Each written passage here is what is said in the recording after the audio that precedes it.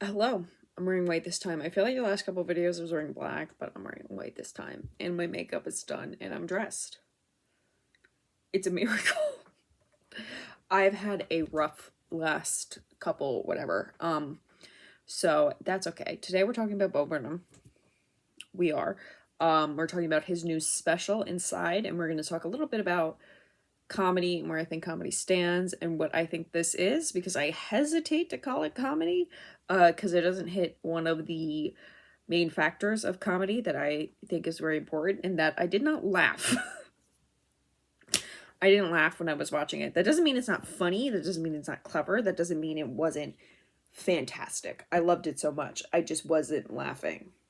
So, but before I get into that, I just want to say two things. One, that new TXT album is really good. You should go listen to it. And also the promotion schedule this time, weird, but like I'm down with it. I don't know why they're doing it like this, but they're doing it like this. So okay, I guess. Two, please stop. Please stop watching the Paul brothers in these fights. These fights are very obviously rigged. Okay, the reason anyone agrees to fight them is because they're getting a lot of money out of it and they know that it doesn't really count for their record and they're just doing it so they can get a shit ton of money. Stop. Just stop. Because you know who else gets a shit ton of money? The Paul brothers get a shit ton of money. And they are terrible people and they deserve less money. Okay, they don't deserve the money. So please stop watching. Please stop. Don't buy it. Don't buy access. Don't buy links. Don't place bets. Like, let's just like snuff this out, okay? Like, let's be done with this. It's not worth it. And every single time they win, they don't lose. You buy it hoping to see them lose and get the shit beat out of them, but they don't, because these actual real life boxers don't necessarily want to actually harm somebody, and also don't really want to put the effort into it because they're YouTubers. So let's stop. We can stop this. We can stop this. Okay? All right, back to Bo Burnham. The special itself was written, directed, edited by Bo Burnham and placed on Netflix. It is very well done. The most important shot in that whole thing.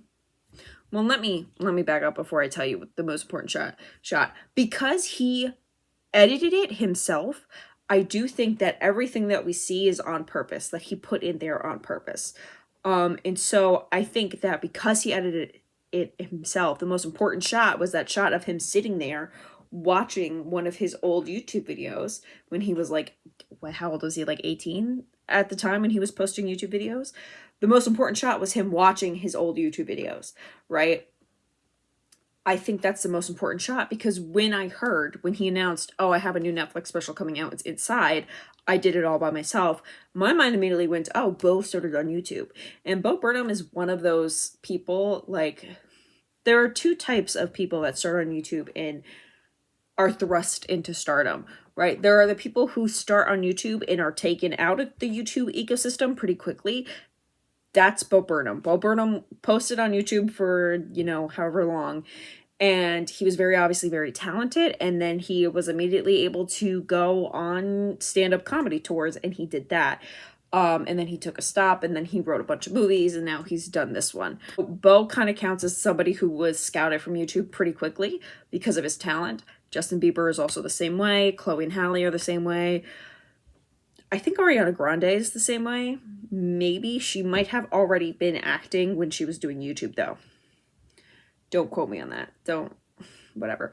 And then there's the other section of YouTubers that are like Liza Koshy's, like your Lily Singhs, who spent a long time on YouTube and grew on YouTube to the point where they could be, actual celebrities from here on out, right? Because they were just that talented and that popular, and they built their way up slowly through YouTube and then made the switch. Bo Burnham, again, first category. And I did think that this thing was a callback. Inside was a callback to his YouTube days, because he started as just a kid with a piano in the room, and right now he's just a man with a piano in a room. right? So I think the decision to edit this himself was a pretty good one and was an explicit callback to his YouTube days. Now, I will say, when we're working with art like this, right, like it's art that's so on purpose, where everything, every little detail is a very explicit decision by him. I think that the decision to put it on Netflix, even though I know he has a next Netflix deal, and I know they probably gave him $1 million up front to put this up there, I think that necessarily kind of didn't. I think that kind of ruined it, because I think it would have been more meaningful if he did upload it as a YouTube original, or if he went to YouTube first and spoke about it. Now I know the money and the contracts are very complicated, but if this was primarily on YouTube, like something everyone could see through YouTube, I think that would have been a little more impactful, because it would have shown the like full circle thing, right? Like he started as a kid in his room writing and editing himself, and right now he's a man in his room writing and editing all by himself, right? This kind of full circle situation. But again, contracts, whatever. The other thing, I don't have a script for this video, and I probably should, but I don't. What do I want to say? I want to say, comedy. Okay, why I hesitate to call this a comedy special. When I think of comedy, particularly stand-up comics, it's a little different. And like comedy movies or whatever, there are a couple of things, mainly two things, that I kind of focus on to say if this is good comedy or not, right? And I think that having good comedy is really important, right? Before I even get to my criteria, I think that comedians have a very special place in the art world and in society in general, because comedians and comedy have a really distinct way as an art form of pointing out our flaws as a society, right? I'm not in the middle. I'm sorry. Have a really distinct way of pointing out our flaws in society, right? Just comedians can be really scathing and burning and really point out what's happening. And so knowing that, first of all, knowing that comedians are a lot more flexible, right? An example I'm going to give you, somebody who's been ousted rightfully, Louis C.K. Louis C.K. was ousted because he was coercing women into being sexual with him, right? Again, deserved. He's an asshole, right? Before that, though, that man said the N-word all the time, constantly, and not a single person had an issue with it. That's what I mean by comedians and comedy kind of have this special place, and because they have this special place, it's more flexible. Nobody, I mean, certainly there were people that were uncomfortable with it. When I watched his comedy specials, I was uncomfortable with this. I was like, this is too much. But he was never canceled because of that. He was canceled because of what he was doing with his private life with other women comedians. So for me, it's like, that's kind of a good example of it. Like, he was kind of given a pass because it was part of his art, and because it pointed out, a lot of times he used it to point out his own privilege as a white man, even though he ultimately did not act in his normal life like that. It's one thing to do it on stage, but we really got to do it all, like, personally, you know? Like, make sure we're aware of our privilege and all that. Fun stuff. Okay. So, two things that I think is really important in order to consider comedy good comedy. One, it has to actually be funny. I have to laugh. Two, it has to punch up or in. So George Carlin, one of the best comedians of all time, I think everyone can really just agree on his stand-up and that it was really genuinely good. His kind of philosophy regarding comedy was about punching up, right? If you're going to be mean, if you're going to be a comic and you're going to make jokes, do not punch at people below you or people with lower social status, especially because, again, privileged white man. Don't punch at people that are below you. Don't punch at people that are, you know, disenfranchised or disadvantaged in society. You punch up. So it's like, you know what? You can make a lot of fun at billionaires. You can make fun of Karens at the supermarket, right? People who have a lot of privilege. But like, if you're a white comedian and you're going to make a bunch of jokes about poor people. You're going to make a bunch of jokes about black people. That doesn't necessarily work. And you can make jokes about yourself in your own life, right? And saying that right now, right, it puts comedy into perspective, especially regarding someone's personal life, right? So John Mulaney's horse in the hospital, brilliant. Definitely punching up. Definitely does kind of the political thing without like talking about it and being like, nobody knows what's going on. But now since he's divorced and it's a really messy, really public divorce, all of his jokes about his wife kind of look bad in hindsight, right? That's what I mean by punching up. He's not really, those jokes don't punch up anymore, or even punch like forward to somebody who was his partner and his equal, because now there's this really messy situation going on that we don't really have a whole lot of explanation for. And like, he doesn't have to come out and explain why he got divorced. Like, I'm not asking that, especially people in recovery. Like, things happen. You know what? Maybe it's just not a good relationship for him anymore. Maybe it was never a good relationship for him, so he got out. But again, it doesn't look like he's punching up. And that makes it bad comedy. Even though it's laughing, it has to be punching up, right? So with Bo, a lot of it is punching up. He has jokes about Jeff Bezos. He has jokes about the internet culture in general. And he has jokes about himself and his own mental state throughout the comedy, throughout the special. So he's definitely punching up and punching in. But again, like,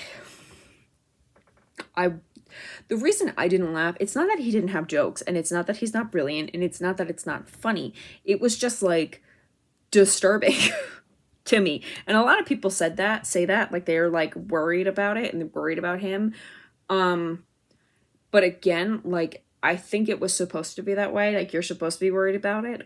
I don't think it was necessarily supposed to reflect us. I've seen some takes, right? And I'll get to how I think people are like overanalyzing this. I really do, because I've seen people being like, oh, it's supposed to reflect you. No, I didn't think so. I think it's just supposed to reflect the situation, which is why, like, he talks about his mental state, because we are all there, right? We are all in that place where we feel like a bag of shit. We're all in that place where we're looking at a white woman's Instagram and we're wondering if that's heaven or not. And I'll touch that too. But I think a lot of people are overthinking it, right? Remember, everything that you see is on purpose. He chose to put that in there, right? So when he's chose to put in those jokes about his deteriorating mental state, it was on purpose, and it was part of the special. I do also think there were a couple moments, especially towards the end, where he seemed really frustrated. And there were a bunch of jump cuts to him, like, rubbing his face or, like, screaming or, you know, being frustrated that he couldn't get words out, right? And watching that, I was like, oh my God, like, is this real? Were those real moments? Yes and no. I think those were real moments that in the moment he was really frustrated, because, again, throughout the special, he said, I'm taking a really long time to write this. I don't want to take as long to write this. But it wasn't real enough for him to not include in the special. And I also think it kind of shows a little bit of the frustration with the process of making something from beginning to end like that, like he chose to do. And I think that was just him. Sometimes art is just him. And like, yeah, like it does show us, but we are all frustrated with staying inside, right? Like everyone was frustrated. And part of the frustration, I think, he didn't really touch on this in the special, but I feel like part of my frustration was watching other people go out, party, not give a shit. Part of my frustration was watching other people travel and not really give a shit. And that was part of what made me really frustrated, because you know what? Like, I was really serious. I was serious about quarantine because, like, I have other people that live in my house, and then also, like, my grandmother, you know what, she needs my mother is my grandmother's primary caretaker, right? So, like, I needed to be really strict about what I was doing, where I was going, like, and being really safe about it so that I didn't get grandma sick, because sometimes I would go visit grandma and she doesn't live that far away. Like, it's not like she lives in the same state, same county even, so it's not like I was crossing lines or whatever, but like she was kind of part of her little bubble. And obviously throughout this whole time she needed help. So that's something that I was really frustrated with. And so when I saw Bo's frustration, even though he didn't talk about people not giving a shit about COVID, not giving a shit about the situation, the frustration of him and not being able to do anything and struggling to get something done, that kind of really resonated with me. Now, I want to talk about the white woman's Instagram part a little bit, particularly in Punching Up, because listen, I know nobody wants to listen to me talk about misogyny, and I'm not going to do it, but a joke like that could really get misogynistic very, very quickly. And as much privilege and special place, and the special place white women have in society, they do. I'll talk about it one day. But we do kind of have this special place in a white supremacist patriarchal society, right? Since Bo Burnham is a white straight man who benefits from all of this, it could have gotten really dicey really fast. But that section was one of my favorite sections, mostly because he didn't make fun of white women's Instagrams. He specifically called it heaven because like there are these like white women's Instagrams are like shrines to having fun and going out and stuff that we could not do anymore. And so I think that was a really good way to kind of point out, like, look at, like, we can't do this anymore. And maybe that was a good way to point out how some people were not being strict with quarantine. I don't necessarily know. I mean, I could have, like, I could look into it more, but, like, is this heaven or is this a white woman's Instagram? The other thing that I thought was visually appealing was that he was very earnest about portraying these little Instagram moments. He was not afraid of wearing a dress. He wasn't afraid of being feminine because that was part of the joke. That was part of the funniness of it. But he was very like when you're doing something like that, like the joke can't be man in a dress. The joke has to be he's portraying all of these things very earnestly, and it like looks identical. And the joke wasn't man in the dress. The joke was white women have very interesting Instagram pages. So anyways, TLDR, I liked that bit, and I don't think that he messed up. I saw a take on TikTok that I don't think I'm going to talk about, but it was about like, how men performing femininity earnestly is so hot because they're not engaging in toxic masculinity. And like, okay. And like, maybe I'm just sensitive because there's been some Stan Twitter issues. Particularly not even just with that article that I ranted about last week, but also with just Stan Twitter being as trans misogynistic as possible. And TikTok does have stan places. Bo Burnham has stans. I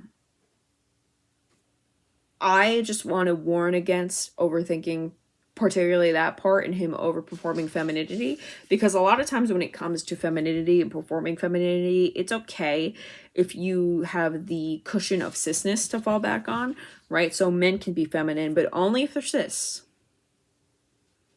Women can be feminine, but only if they're cis. And even then, like if you have an overly feminine woman, a lot of other liberal women will judge an overly feminine woman because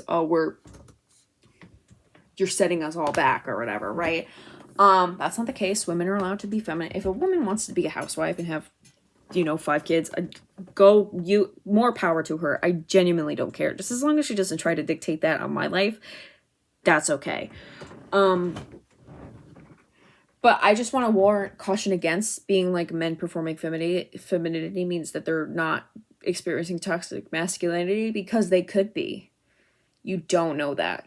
Toxic masculinity is much more than just presentation, right? Like, it's also the set of expectations men place on other men to be the providers, the, protectors, that type of stuff, right?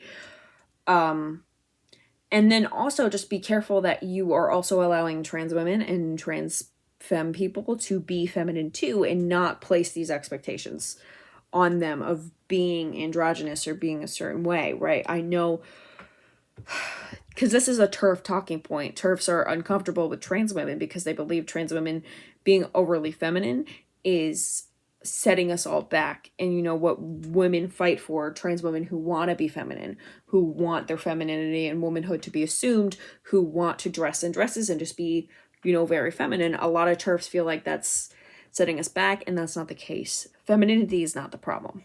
The femininity is not the problem. Also, fuck TERFs. This is not a TERF safe zone. If you were a TERF, I will find you and I will get you. Don't start with me. So anyways, that's all I had to say. I really think people are overthinking this. It's very easy to overthink Bo Burnham, but really just take it as it is.